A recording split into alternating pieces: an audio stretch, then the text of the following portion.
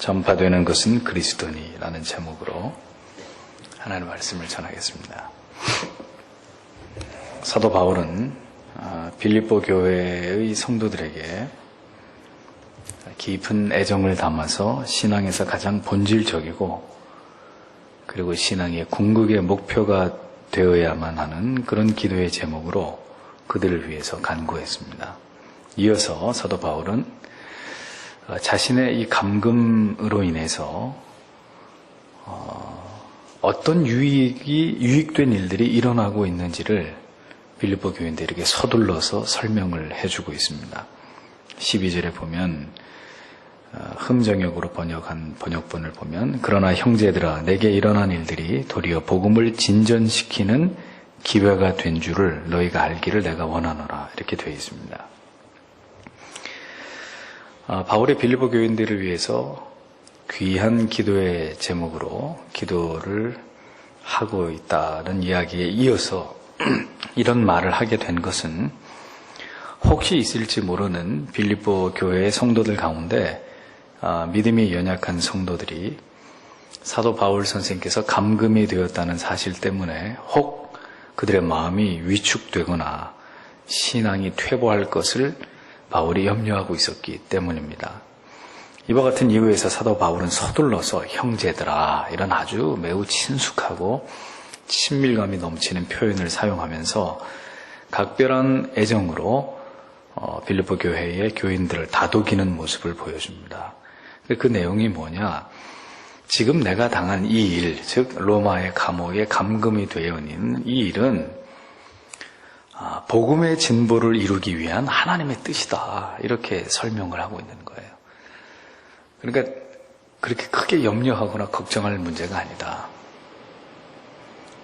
13절에 이어서 그리하여 그리스도 안에서 내가 결박당한 일이 온 궁궐 안과 다른 모든 곳에 드러나게 되었고 이렇게 되어 있거든요. 그러니까 바울은 더 구체적으로 설명을 하면서 자기가 지금 로마의 감옥에 이렇게 수감되어 있는 일은 다시 말하지만 그리스도의 복음을 위해서 필수 불가결한 그런 일이었다 이렇게 강변을 하고 있습니다.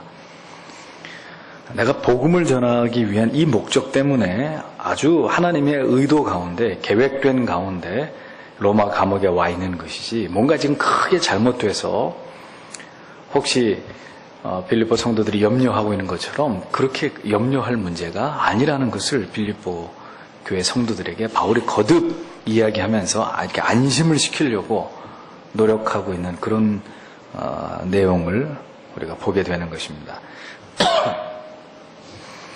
왜 성도들이 우려를 하지 않고 있겠습니까? 사도 바울 선생, 초대교회의 영적 수장인 바울이 다른 것도 아니고 로마의 감옥에 갇혀 있는데 그 왜 걱정이 되지 않겠습니까? 근데 바울은 혹여라도 자신의 지금 복음 증거를 위한 이 감금의 이 내용을 빌립보 성도들이 오해를 하고 그것이 그들의 신앙에 어떤 영향을 미칠지까지 사실은 바울은 염려를 하고 있는 그런 모습을 우리가 말씀 속에서 확인하게 되는 것입니다. 그래서 당신들이 보는 것처럼 지금 그렇게 염려할 상황이 아니라 내가 지금 옥에 갇힌 이 일로 인해서 어떤 놀라운 결과를 이루게 될지를 서둘러서 이제 설명을 하면서 빌립보 교인들을 안심시키고 있었던 것입니다. 복음의 진보를 위해서 필요한 일이다. 복음의 진보를 위해서. 자, 근데 여러분 왜 복음이 전해져야 되는 일과 사도가 옥에 갇혀야 되는 일이 도대체 무슨 상관이 있을까요? 옥에 안 갇히고도 복음이 전해지면 좋지 않겠습니까? 근데 내가 옥에 갇혀야만 복음이 전해진다. 복음이 전해지려면 내가 매여야 된다. 바울이 그렇게 이야기하는 이유가 무엇일까요? 성경을 가만히 한번 들여다보십시오. 복음이 전해지는 일, 누구든지 복음을 전하는 사명을 감당하기 위해서 이 세상에 왔던 사람치고 성경에 하나님의 말씀을 대언하고 하나님의 말씀을 전해야 되는 사명을 가졌던 선지자나 사도치고 성경의 부귀와 영화를 누린 사람이 있습니까? 없단 말이에요. 예수 그리스도 자신을 비롯해서 구약의 많은 선지자들 그리고 신약의 사도들의 삶을 주목해서 보십시오. 호의호식하면서 여유로움 속에서 풍요로움 속에서 그런 가운데 복음이 전파됐습니까? 그런 사람은 단 한 명도 나오지 않아요. 종교 지도자들이나 유대주의자들의 극렬한 반대와 온갖 박해와 핍박 속에서 복음이 전파되어졌습니다. 때로는 굶고, 때로는 고통당하고, 때로는 매를 맞고, 때로는 멸시와 조롱을 당하면서 심한 반대에 부딪히면서 강의 위험, 바다의 위험, 여러 가지 강도의 위험, 이로 말할 수 없는 여러 가지 어려움들을 겪어내면서 그들은 복음을 전했습니다. 이 사실은 뭘 보여주느냐? 복음의 진보는 결코 평화로운 때에 이루어지지 않는다는 것입니다.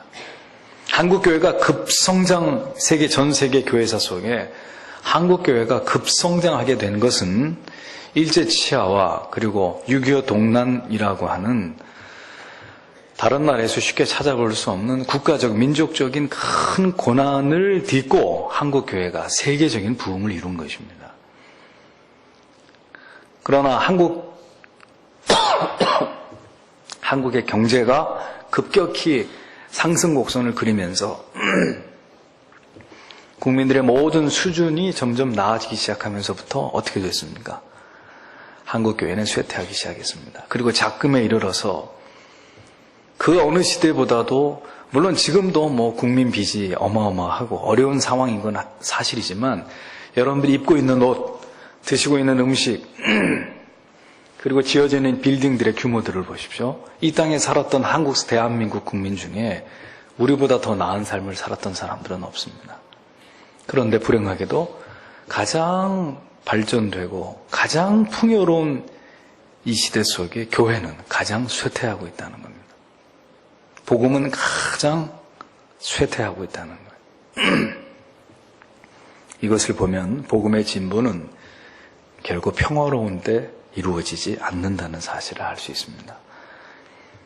오히려 평화로운 시기에 안락한 때에 진리와 신앙은 변질되고 타락했던 것을 역사는 우리에게 똑똑히 보여주고 있습니다.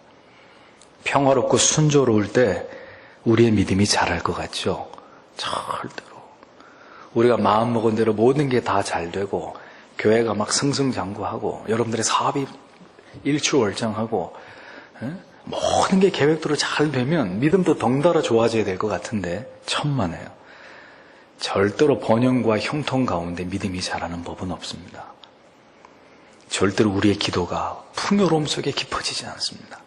하나님의 말씀에 대한 간절한 사모함이 넘치는 여유 속에 우리의 마음에 생겨날 리가 만무한 거예요.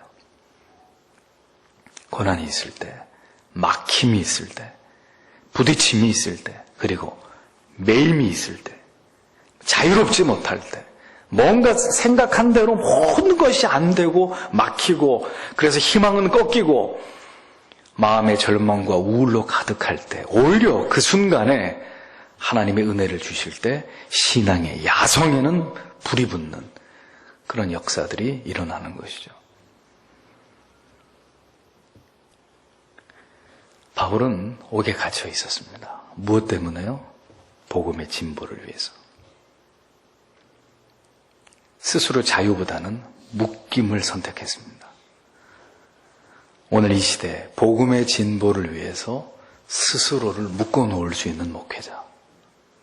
자기 스스로를 고난에 묶어놓고 고독에 묶어놓고 궁핍에 묶어놓고 일체 다른데 정치적인 것에 신경 쓰지 않고 육신의 쾌락과 안위를 위해서 도모하지 않고 자기를 스스로 메워놓을 수 있는 목회자.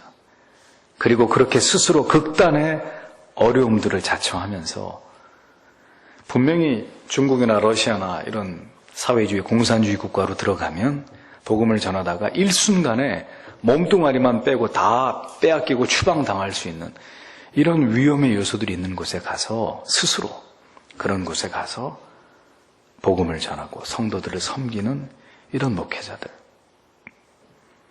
그리고 그런 목회자를 빌립보 교회 성도들처럼 사랑으로 섬기는 성도들. 저는 이 빌립보서를 강의하면서 참 눈물겹도록 아름다운 목회자와 성도들의 사랑을 봅니다. 사도가 복음을 위해서 다른 이유는 하나도 없어요. 자기가 무슨 스캔들을 일으켜가지고 경제사범이 돼서 강간을 해가지고 감옥에 들어간 게 아니라 복음을 전하기 위해서 옥에 갇히고 그리고 고초를 당하고 있는데 그런 일을 마땅하게 여기는 것이 아니라 사도? 그럼 고생 직살나게 해야지. 사도니까. 그렇게 생각하는 게 아니라 그렇게 복음을 위해서 고초를 당하는 그런 목회자. 그리고 그것을 안타까이 여기면서 염려하고 그리고 사랑을 다해서 그를 섬기려고 하는 성도들. 얼마나 아름다운 모습입니까?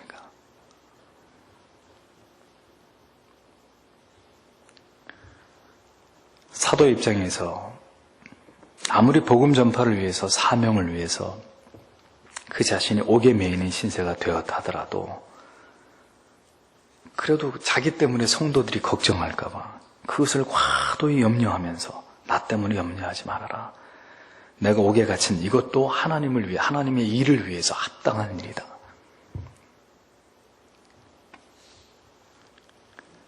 정말 오늘 이 시대에 우리가 꿈꾸고 그려봐야 될 그런 목양의 모습, 목사와 성도들의 모습. 목사는 더 복음을 위해서 스스로 매이려고 하고 그런 삶을 살려고 하는 목회자를 바라보면서 성도들은 더 사랑과 존경으로 섬기고 이것이 아름다운 교회의 모습이 아니겠습니까? 신앙의 삶이라고 하는 것, 이 사명의 삶이라고 하는 것이 세상에서 보기에는 참 불행한 일이고 고통스러운 일처럼 보입니다. 하지만 그 일이 복음을 위한 일이기 때문에 목회자들은 능히 그 모든 것을 감당해야 되는 것입니다. 좋은 차 타고 좋은 집에 살려면 왜 목사를 합니까?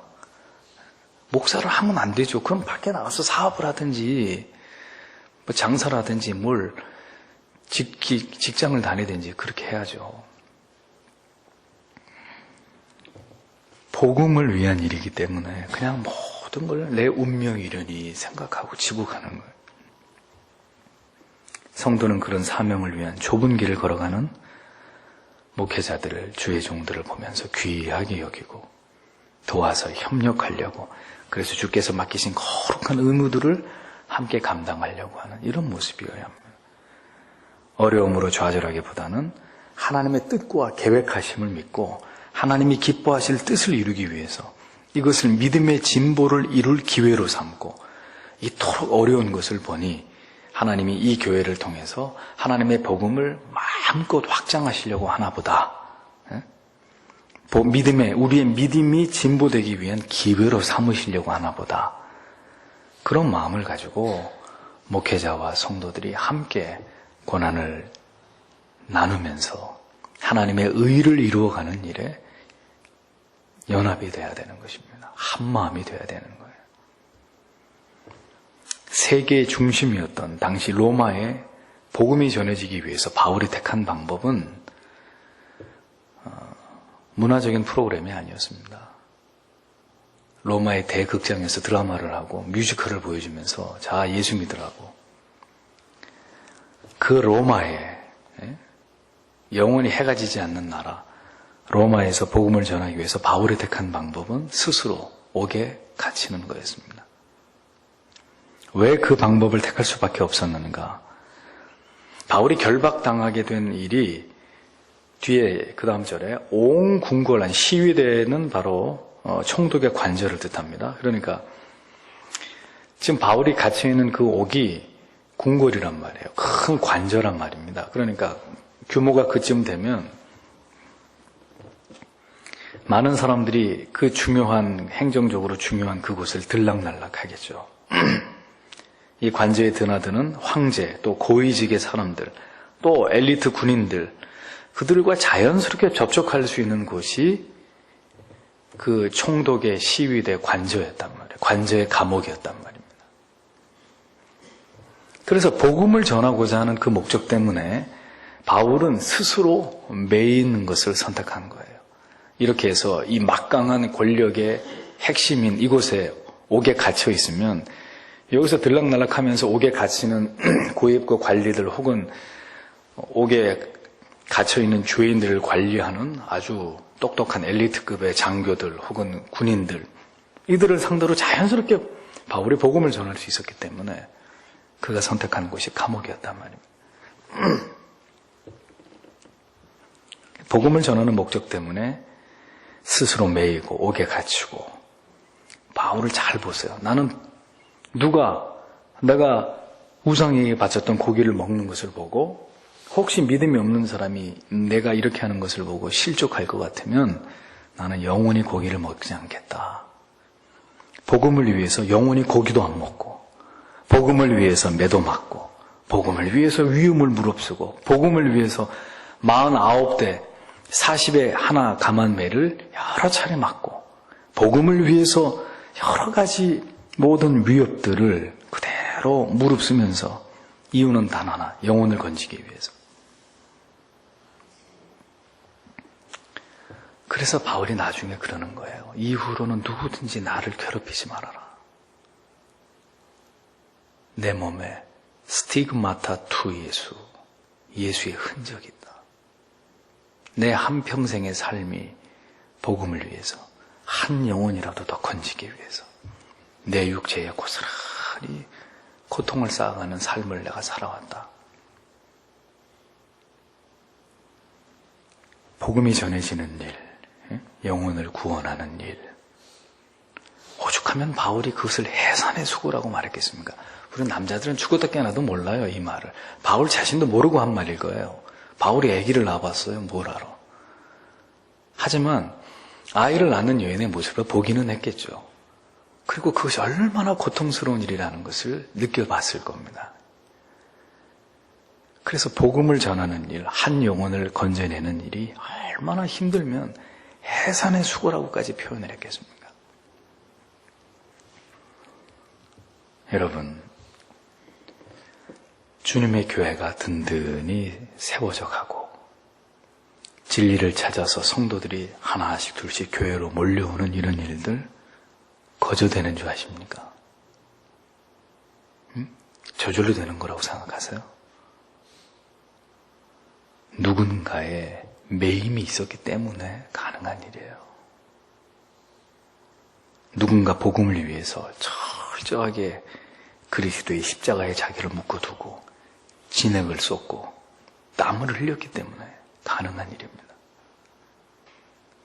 주님의 교회가 성장하기까지 소수의 성도들이 그 기도의 자리를 떠나지 않고 비가 오나 눈이 오나 바람이 부나 태풍이 몰려오나 그 기도의 자리를 자기 자신을 묶어놓고 그 자리를 떠나지 않고 복음을 위해 수고하는 이름 모를 성도들이 있었기 때문에 가능한 일이에요.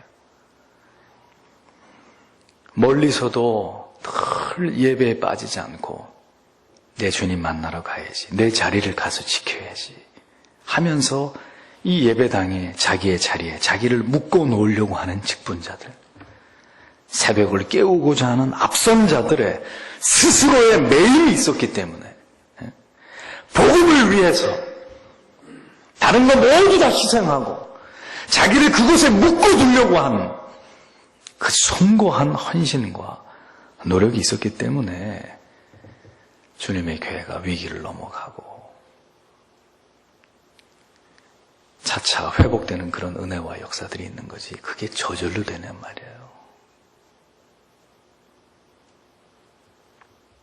누군가는 그렇게 자기를 복음을 위해 묶어두려고 하는 자들이 있기 때문에 성도들이 모여오고 성도들이 회심을 하고 그 교회가 주님이 기뻐하실 만한 일들을 감당해내고 이런 일들이 일어나는 것입니다.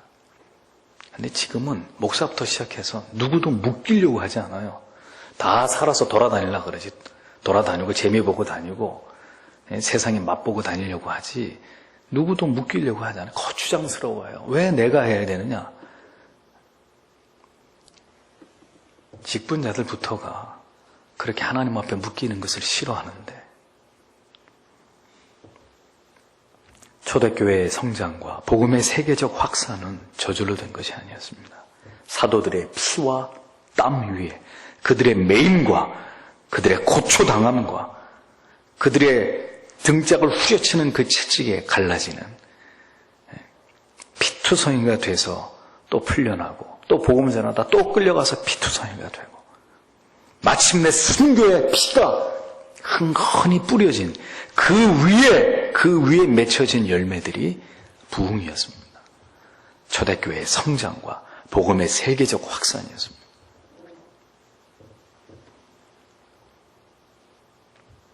이 교회를 통해서 앞으로 하나님이 무슨 일을 하시건 간에 만약에 그 일이 이루어지고 진행된다면 그것은 이 교회 성도 모두의 충성 때문이 아닙니다. 스스로 자신을 메어두고자 했던 바로 그날을 위해서 하나님 앞에 자기를 묶어두고 이곳에 눈물을 뿌리면서 기도했던 그 성도들의 눈물 때문이라는 것을 잊지 마세요. 영광은 다 같이 누리겠지만 하나님이 그러한 아름다운 부흥을 주신 것은 복음을 위해서 스스로 매임바 되었던 그들의 헌신, 그것 때문에 가능해지는 일입니다.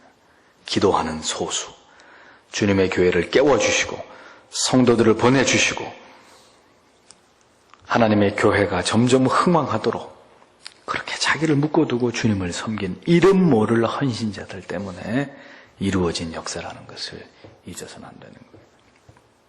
그리고 바로 이 말씀을 듣는 여러분이 이 시대에 사도 바울처럼 그렇게 자신을 복음에 묶어두는, 복음을 위해 자신을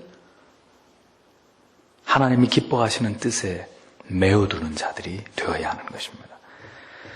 바울의 이와 같은 복음을 위한 매임이 어떤 결과와 영향을 미치게 되었느냐, 14절에 보니까 주 안에 있는 형제들 중에 많은 이들이 내가 결박당한 일로 인해 확신을 갖게 되어 두려움 없이 말씀을 더욱 담대히 말하게 되었느니라 라고 기록을 하고 있습니다. 바울의 매임은 그의 고난당함과 복음을 위한 희생의 모습은 그대로 그 모습이 다른 성도들에게 귀감이 되고 있었습니다. 형제 중 다수라고 되어 있죠. 여러분 성경에는 형제 중 다수. 그러니까 바울을 알고 있었던 성도들 중에 적지 않은 사람들이 지금 사도 바울 선생님께서 복음을 위해서 고난을 당하고 갇힘을 당하고 있는 모습을 보면서 더 많은 성도들이 그 바울이 복음을 위해서 당하는 그 모든 일로 인해서 확고한 믿음을 갖게 되었다는 거예요. 사도 바울 선생님이 무엇 때문에 저렇게 지금 고난을 당하고 있는지를 그들이 그 사도의 고난의 모습, 사도의 그 매임 모습을 보면서 도전을 받았다는 거죠. 도전. 성도 여러분, 또 얘기할까요? 예수를 믿고 부자된 사람들 때문에 사람들의 믿음이 더 깊어질까요? 사람들이 더 예수 믿고자 할까요? 아니면 예수 때문에 젊은 나이에 저 오지에 가서 복음을 선교를 하러 갔는데 복음을 채 전하기도 전에 원주민들의 창에 찔려가지고 순교를 당한 그 젊은 선교사들의 그 귀중한 죽음을 보면서 성도들의 믿음이 깊어질까요? 어느 쪽일까요? 예수 믿어가지고 대박 터진 성도 보면서 여러분들도 예수 잘 믿어야지 그런 마음에 들겠습니까? 아니면 예수 때문에 자식도 잃어버리고 예수 때문에 남편도 잃어버리고 예수 때문에 마지막에 자기 생명까지도 잃어버린 그런 순교당하는 성도들을 보면서 우리의 믿음이 뜨거워지겠습니까? 전자의 경우를 가지고 믿음이 뜨거워진다 그러면 그 사람 물질 하나님이 거두어가면 다시 예수 떠날 사람이에요. 그 사람은. 그런 것은 신앙에 우리의 믿음을 강화시킬 수 있는 동기가 되지 못해요. 물질은 우리의 믿음을 강화시키는 수단이 될 수 없어요. 정말 우리가 도전을 받는 것은 예수 때문에 죽을 수 있는 사람, 예수 때문에 다 내려놓을 수 있는 사람, 예수 때문에 편안한 삶 버리고 저 다른 나라 가서 선교하면서 자기 인생 그것에서 마무리하는 이런 사람들을 보면서 우리의 믿음이 뜨거워지는 거죠. 그래서 앞선 자들의 고난과 매임은 필수 불가결한 것입니다. 복음에 매여서 모든 고난과 고초를 겪으면서 좁은 길을 걸어가는 그 사명자들의 삶을 보면서 성도들의 믿음은 더욱 내세에 대한 신앙으로 충만해져 갈 수 있는 것입니다. 영광의 상급을 바라보는 믿음으로 충천할 수 있는 거예요. 그런데 한국 교회를 보십시오. 목회자들이 호화스러운 삶을 살아가기 시작하면서 결국 교회와 성도들의 신앙의 야성이 소멸되기 시작했습니다. 과거의 목회자들이 어려운 시대에 성도들과 함께 못 먹고 못 입고 굶어가면서 단 위에 섰을 때는 강단에서 불이 뚝뚝 떨어졌죠. 그래서 한국교회가 엄청나게 성령을 받아서 부흥한 거 아니겠습니까? 그 어려운 시기에 다 교회 짓고 한 30년 전만 해도 저 논바닥에서 비닐하우스 치고 교회 시작하잖아요. 그러면 비닐하우스 교회가 생겼구나 했는데 언젠가 보면 거기에 교회가 세워집니다. 옛날에는 그랬던 것 같아요. 그렇게 어려운데도 그냥 같이 어려움 고난 당하면서 목회자들이 울부짖고 기도하고 말씀 전하고 그러니까 금방금방 교회들이 세워지고 그 어려운 가운데서도 동네마다 우리 한국 방방곡곡에 저 시골까지 교회 없는 데가 어디 있습니까? 다 그렇게 교회가 세워졌거든요. 믿음의 야성이 있으니까 하나님의 일들을 막 해냈던 거죠. 하지만 지금은 성도들도 여유로워졌고 성도들이 여유롭게 살려니까 덩달아 목사까지 풍요로운 삶을 살게 해주니 목사도 성도도 다 먹고 사는데 문제가 없어지니까 문제는 뭐냐? 이제 복음을 위해서 더 이상 매이는 자가 교회 안에서 찾아볼 수 없게 된 거예요. 그러니 오늘날 교회는 어떻게 됐습니까? 풍족하고 여유롭고 남아 도는데도 뭐가 없어요? 신앙의 야성이 없어요. 동물원에 있는 사자 호랑이 보십시오. 때 되면은 고기 던져주잖아요. 고기. 그러니 그 맹수들의 이빨과 발톱을 한번 보세요. 다 무뎌지고 이빨도 무뎌지고 시간 되면 이렇게 넙죽넙죽 받아먹는 그 고기에 배불리면서 그 야수들의 야성이 다 사라져버린 것을 보잖아요. 여러분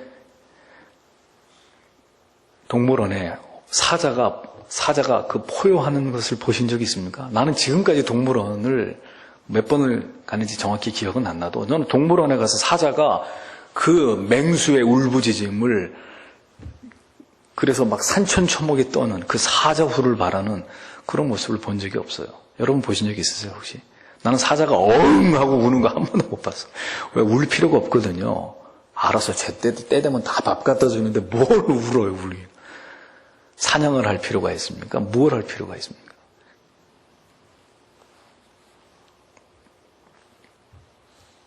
그러니 오늘 교회의 신앙은 이 야성을, 그 순수함을, 그 뜨거운 열정을 다 잃어버린 것이 당연하죠.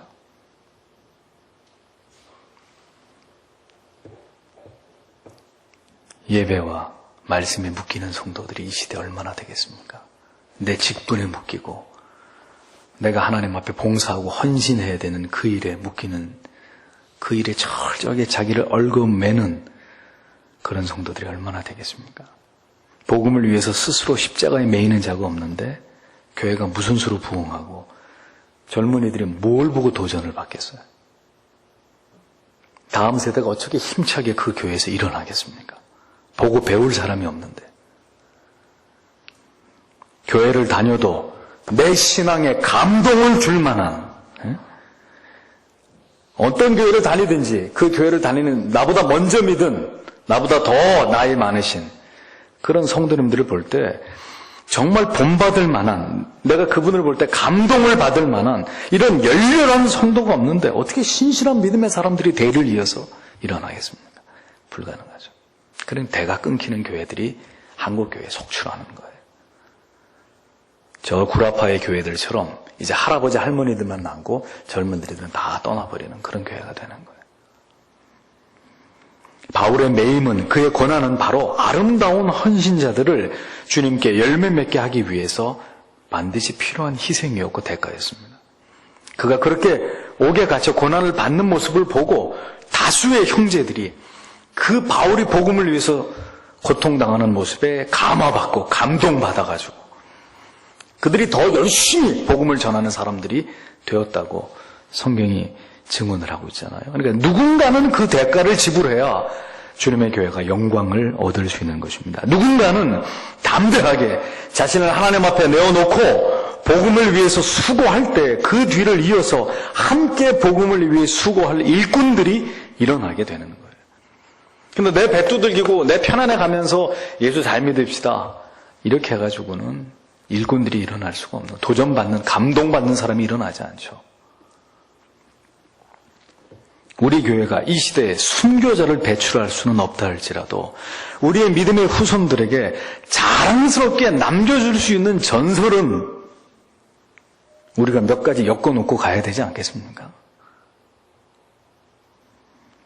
이 교회를 섬겼던 교회의 충성스러운 직분자들의 그 전설 같은 이야기가 이 교회를 섬길 많은 젊은이들에게 귀감이 되고 감동이 되어서 그들의 가슴을 뜨겁게 해줄 수 있는 그런 재료가 되어야 되지 않겠어요? 전설이 되어야죠, 전설이. 여러분들이 전에 들은 전설이 없으면 여러분 자신이 전설이 되어야죠. 우리 교회에 이런 권사님이 계셨었더라. 우리 교회에 이런 어려움 가운데서도 정말 하나님을 열심히 섬겼던 그런 집사님들이 계셨다. 그래서 그런 얘기를 전해 들을 때마다 성도들이 가슴이 뜨거워질 수 있는 그리스도의 복음을 위해서, 교회의 영광을 위해서. 바울은 그리스도의 복음을 위해서 스스로 매임으로 많은 이들의 신앙을 더 강화시키고 그들 또한 자기처럼 담대하게 복음을 전하는 사명자로 세우는 일에 그는 하나님 앞에 아름답게 쓰임을 받았던 도구였습니다. 그러니까 보세요. 모두가 하나같이 매이니까, 묶이니까, 하나님이 주신 거룩한 사명 감당하니까 이것에 대한 거룩한 파급 효과들이 생기는 거예요. 바울 혼자만 하나님 앞에 잘 되는 게 아니라 바울이 그렇게 고난 가운데 묵묵히 주님의 교회를 섬기니까 그것에 대한 열매들이 막 나타나. 한 사람이 희생했을 뿐인데 그 일을 통해서 막 복음이 확산되고 일꾼들이 일어나고 놀라운 역사들이 나타나는 거죠. 매일 때 여러분들의 거룩한 의무가, 여러분들에게 주어진 책임이, 복음 때문에 여러분들이 지불하는 그 대가가 누구에게 귀감이 되고 감동이 되고 그 뒤를 따르고자 하는 강력한 동기가 되더라는 사실을 잊어서는 안 됩니다. 그러니까 누군가는 매여야 되는 거예요. 누군가는 그런 모습으로 성도들에게 이것이 복음을 쫓아가는 삶입니다 라는 것을 보여줘야 되는 거예요. 특별히 앞선 자들이. 복음을 전하기 위해 옥에 갇힌 바울의 모습을 보면서 초등학교의 많은 성도들이 가슴이 뜨거워졌습니다. 옥에 갇혔어도 저렇게 담대하게 복음을 전하는 바울의 모습, 내가 복음 전하는 것 때문에 옥에 갇힌 거다라고 우리들에게 혹 우리가 염려하고 걱정할까 봐 그렇게 우리에게 설명하고 위로하는 그 사도의 모습을 보면서 복음을 전파함에 방해를 받기는커녕 더 열렬하게 옥에 갇힌 가운데서도 복음을 전하는 바울의 모습을 보면서 주님은 많은 열매들을 이 한 사람의 매임을 통해서 하나님이 맺어가고 계셨던 거예요. 그러므로 여러분 기억하십시오. 여러분들의 매임까지, 여러분들의 고난까지도 사용하시는 하나님이십니다. 여러분 개인에게만 그게 복이 되는 것이 아니라 그 가운데서도 내가 주님을 섬기는 모습, 주님을 위해서 내가 기꺼이 십자가를 지고 사명을 감당하는 그 모습이 누군가의 마음속에 그의 가슴을 뜨겁게 할 수 있는 그런 이유가 된다는 것을 잊지 말아야 돼요. 교회는 이런 전통을 세워가고 신앙을 계승하는 공동체가 되어야 합니다. 그러니까 우리 1세대들의 고난이 2세대는 모르니까 3세대는 더더군다나 모르고 그러니 점점 이렇게 무너지는 거예요. 사실 고난이 계승되어야 되는 거죠. 1세대도 고난당하고 2세대도 그 고난을, 어떤 면에서는 고난이 계승돼야 그 정신을 잃어버리지 않는데 고난이 계승되지 않으니까 진리에서 멀어지게 되는 것입니다. 변질되고 쉽게 가고자 하는 마음들 때문에 결국 신앙에서 미끄러지는 일들이 생기는 거죠. 이어서 바울은 또 다른 문제를 다룹니다. 15절에 15, 16, 17절에 보면 참으로 어떤 이들은 심지어 시기와 다툼으로 그리스도를 선포하고 또한 어떤 이들은 선한 뜻으로 하나니 저들은 내가 결박당한 일에 고통을 더할 줄로 생각하여 성실하지 않게 다툼으로 그리스도를 선포하나 이들은 내가 복음을 변호하기 위해 세워진 줄을 알고 사랑으로 하느니라 이렇게 얘기를 합니다. 무슨 얘기냐면은 바울의 옥에 갇히니까 이것을 보는 두 가지 시선이 있었다는 거예요. 하나는 바울을 시기하고 투기하고 분쟁하는 마음으로 바울이 투옥된 것에 대해서 불필요한 경쟁심과 시기심을 가지고 바울이 가졌던 그 유명세와 명성을 빼앗으려고 바울이 옥에 갇힌 그 기회를 틈타가지고 때는 이때다. 우리가 지금 더 열심히 복음을 전하면은 바울은 옥에 갇혀 있으니까 우리의 명성이 더 널리 알려질 거다. 이렇게 하면서 잘못된 동기를 가지고 바울이 옥에 갇혀있는 그 순간, 그 기회에 더 열심히 막 복음을 전하려고 하는 무리들이 있었다는 거예요. 그리고 또 다른 무리는 복음을 전하는 일 때문에 옥에 갇혀있는 바울에 대해서 여전히 호의를 가지고 그렇게 해서 옥에 갇혀있는 그를 안타까워하면서 바울 대신 더 열심히 순수한 마음으로 복음을 전하려고 하는 그런 부류들, 두 부류가 있었다는 거예요.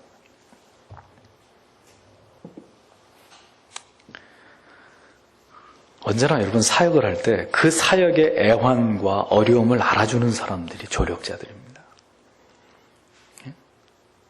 사도 바울이 지금 옥에 갇혀서 고난을 당하는 이유가 복음을 변호하기 위해서라는 것을 아는 사람들. 그들은 바울을 지지했습니다. 그리고 바울이 당하는 그 고난에 자기들도 동역하면서 바울이 없는 동안 순수한 마음으로 우리가 바울이 옥에 갇혀있으니 우리라도 열심히 바울을 대신해서 복음을 전하자. 진정한 바울의 동역자들. 반면에 옥에 갇힌 모습까지도 시기하고 질투하면서 그것을 기회 삼아서 자기들의 이름을 내려고 하는 자들이 있었다고 하니 이 충격이 아닐 수 없습니다. 그들은 유대주의자들이나 불신자들이 아니었어요. 중요한 것은 예수 그리스도의 복음을 전한 사람들이니까 그러니 그들 또한 복음을 전하는 전도자들이었다는 이야기인데 복음을 전하는 전도자들이 복음을 전하기 위해서 옥에 갇혀있는 바울을 시기하고 질투하면서 때는 이때야. 저놈의 바울 밀쳐내고 우리가 지금도 열심히 복음 전하면 사람들의 모든 시선이 우리를 향하게 될 거야. 이따고 동기를 가지고 바울을 질투하면서 복음을 다른 때보다 더 열심히 복음을 전하려고 하는 이런 이 전도자들이 있었다는 이야기죠. 이미 초대교회 안에서조차도 사역자들끼리 시기하고 질투하는 이런 모습이 있었다고 하니 인간의 죄성은 어떻게 할 수 없는 문제 같아요. 가만 보면 교회가 주의 말씀 위에 성장하고 바른 진리를 지켜나갈 때 이것을 바라보면서 기뻐하고 도전을 받고 고무되는 사람들만 있었던 게 아니라는 거죠. 지금도 그래요. 말씀 위에 서서 교회가 바른 길로 가려고 그러면 오히려 이게 잘 되는 것을 바라보고 기뻐하고 감사하고 하나님 앞에 영광을 돌려야 되는데 괜히 시기하고 질투하고 그렇게 되는 것에 배합하는 이런 사람들이 있단 말입니다. 복음을 위해서 수고할 때, 진리를 위해서 좁은 길을 걸어갈 때 격려하고 위로하는 성도와 교회들만 있는 게 아닙니다. 너희만 고생하냐? 너희만 진리운동하냐? 뭐 그렇게 잘났냐? 너희들만 그렇게 원칙 지키고 그러냐? 이러면서 오히려 시기하고 질투하고 불필요한 경쟁심에 휩싸여가지고 오히려 복음을 전파하는 일에 힘을 잃게 만드는 그런 사람들이 저 세상 밖에 있는 게 아니라 교회를 교회가 걸고 넘어지는 거예요. 성도가 성도를 걸고 넘어지고. 고생 그거 다 하는데 뭐 지만 고생하나? 네. 언제나 가까운 사람이 시기하고 질투하고 상처 입히고 복음 전하는데 방해꾼 노릇하는 겁니다. 이런 사람들은 정말 복음을 위해서 고난당하는 사람들의 마음에 고통이 아닐 수 없습니다. 그러니까 언제나 복음을 전하는 자리에도 보면 교회 안이나 밖이나 조력자만 있는 게 아니에요. 배척자도 있어요. 라이벌도 있어요. 시기하고 질투하고 교회가 부흥하면 회원교회가 다시 부흥한다 그러면 배가 아파가지고 막 우리 교회 욕하고 다니는 그런 교회와 성도들이 목사들이 있을지도 몰라요. 어떻습니까? 여러분들은 복음의 동역자입니까? 조력자입니까? 아니면 복음을 위한 수고의 배척자들입니까? 배 아파하는 사람들입니까? 물론 여러분들은 아니시겠죠. 무엇 때문에 수고하는지를 알아주는 것은 위로가 됩니다. 힘이 됩니다. 사도 바울 또한 이런 주변에 바울을 바라보는 상반된 시선으로 인해서 어려움이 있었겠죠. 그런데도 중요한 것은 바울은 이런 두 가지의 상반된, 지금 자기의 고난을 바라보는 상반된 시각을 가진 사람들에 대해서 오픈되는 마음을 가지고 있었다는 거예요. 바울은 그렇게 속이 좁은 사람이 아니었던 겁니다. 18절에 보면 그러면 무엇이냐? 그럼에도 불구하고 거칠어로 하든지 진실로 하든지 모든 방법으로 그리스도께서 선포되시나니 이로써 나는 기뻐하고 또 참으로 기뻐하리라 라고 바울이 말하고 있습니다. 직역을 하면 그러면 무엇이냐? 모든 방식인 것임에도 불구하고 만일 정당한 변명이면, 만일 진리이면 그리스도께서 선포된다. 그리고 이것 가운데서 내가 기뻐하고 기뻐한다. 또한 내가 기뻐할 것이다. 이런 이 직역을 하면 더 어려워지네요. 무슨 얘기냐면은 순전한 마음이든 혹은 이기적이고 탐욕적이고 어떤 질투하는 마음으로든 이 마음이든 저 마음이든 간에 나를 도우려고 하는 마음이든 혹은 이 기회를 삼아서 나를 대적하려고 하는 마음이든 간에 어찌됐든 마음, 어찌됐든 동기든지 간에 중요한 것은 나를 시기하는 사람도 이 기회를 통해서 복음을 전하는 것이고 나와 같은 마음, 착한 마음을 가진 내 동역자들도 복음을 전하는 것이니 그거면 됐다는 거예요. 바울이 하는 얘기는. 상관없다는 거예요. 나를 밟고 복음을 전하든 나를 무시하고 나를 중상모략하고 복음을 전하든 어찌됐든 그리스도만 전해지면은 난 상관없다는 거예요. 그러니까 이건 뭐냐면 자신이 초점이 아니라 바울에게는 그리스도만이 초점이었다는 걸 보여주는 거예요. 복음이 전해질 수 있다면야 까짓거 내가 사람들에게 어떻게 보여지든 그거는 내가 사람들에게 오해를 받든 쥐만 잘났냐 시기를 받든 질투를 받든 그거는 나한테 상관없다고 바울이 말하고 있는 거예요. 우리 모두 귀담아 들어야 될 바울의 자기 해체의 증거를 우리가 보고 있는 것입니다. 바울의 인생, 그의 사역의 초점은 자기의 명성이나 자기의 안락함이 아니었습니다. 오직 그리스도가 전파되는 것, 그것뿐이었어요. 내 명예가 따로 땅에 떨어지든 나를 미친놈이라고 손가락질을 하든 괜찮다는 거예요. 나한테 어떤 영향을 미치든 내 괴로움이 더해지든 사랑이 더해지든 상관없이 오직 그리스도가 전파된다는 그 사실 하나만으로 나는 기쁘다. 괜찮다. 나는 기쁘고 기쁘다. 이렇게 바울이 고백을 하고 있습니다. 우리의 삶의 주인이 누굽니까? 우리 자신입니까? 나의 영달과 기쁨과 번영과 형통입니까? 내 명예입니까?